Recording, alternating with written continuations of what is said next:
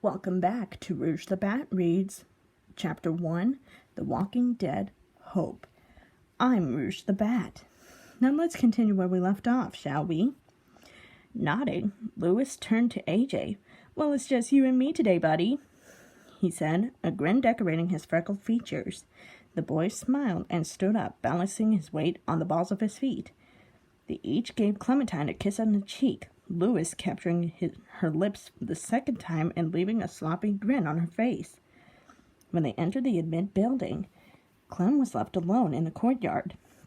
She tried to rub the sleep off of her face, only getting a dizzy feeling from it.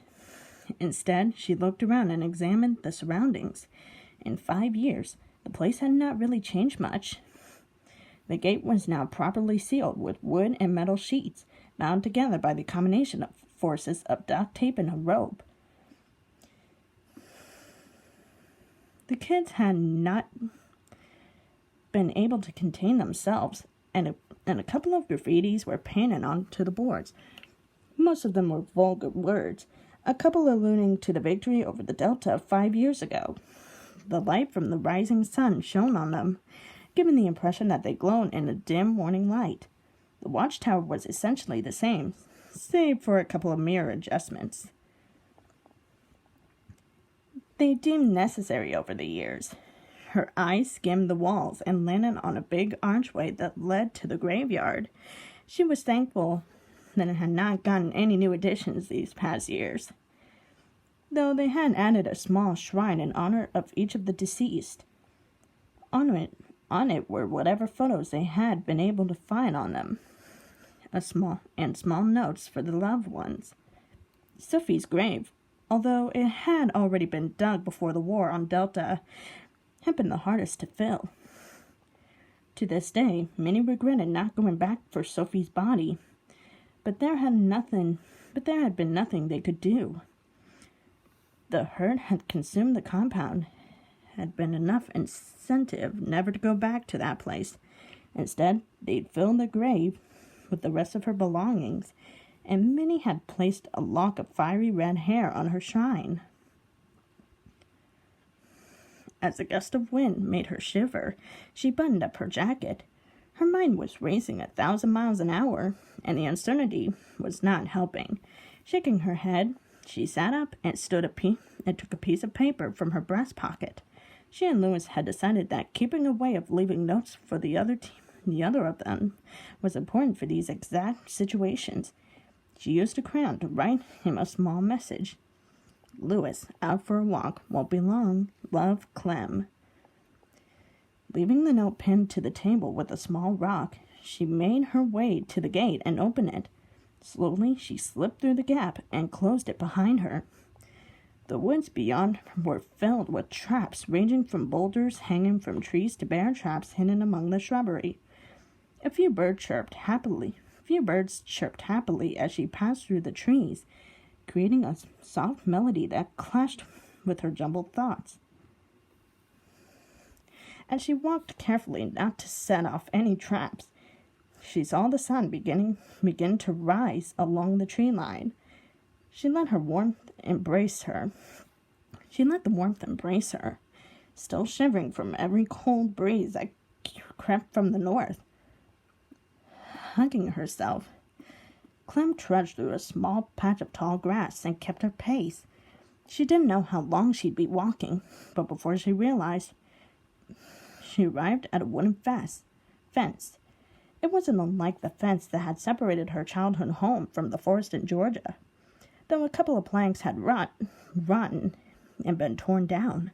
She squeezed through, dizziness settling in as she stumbled on the other side.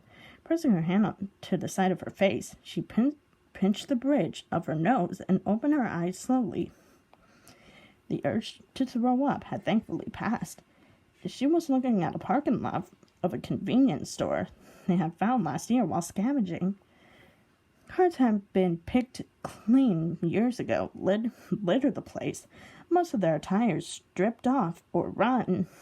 She looked up at the sky and saw that the sun was already at its highest point, meaning she'd taken almost twice as long getting here as last time.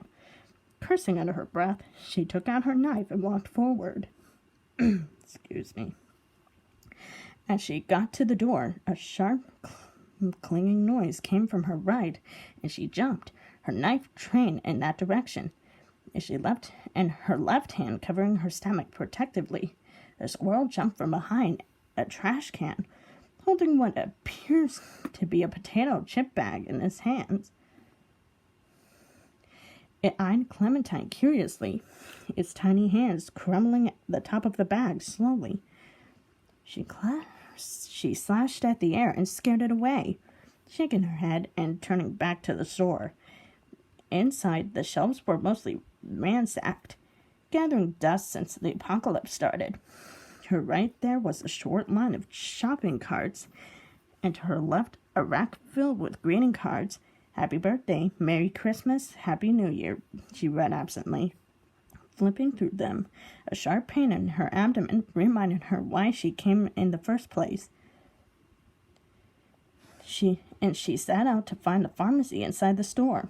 Empty boxes and crumbled bags littered the shelves and floor as she walked. The chirping of the birds seemed to have followed her, as more of them perched themselves on the windowsill of a shattered glass pane.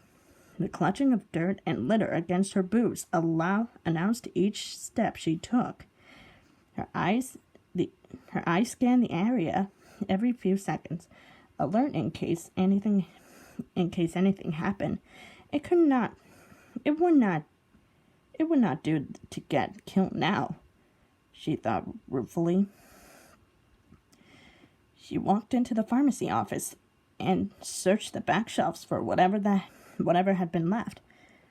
There wasn't much. The office was a smallish room with barely any room for light to pass through. Only a broken half window decorated one of the walls. Leaning to the back of the convenience store, she dug through the boxes, ridding them with pill bottles that had been emptied long ago. No, she kept muttering, discarding the items as she went through the office. After a few unsuccessful searches, her hand gazed a much heavier box on top of one of the highest shelves. Darn it, where's Louis when you need him? She mused, her hands on her hips. Standing on her tiptoes, she managed to hook her finger around one of the cardboard flaps of the box, pulling it toward her. It turned out that wasn't a great idea, as the contents of the box came pouring down. And this is where we'll stop for part 2. Stay tuned for part 3 of Rouge the Bat Reads Chapter 1, The Walking Dead Hope.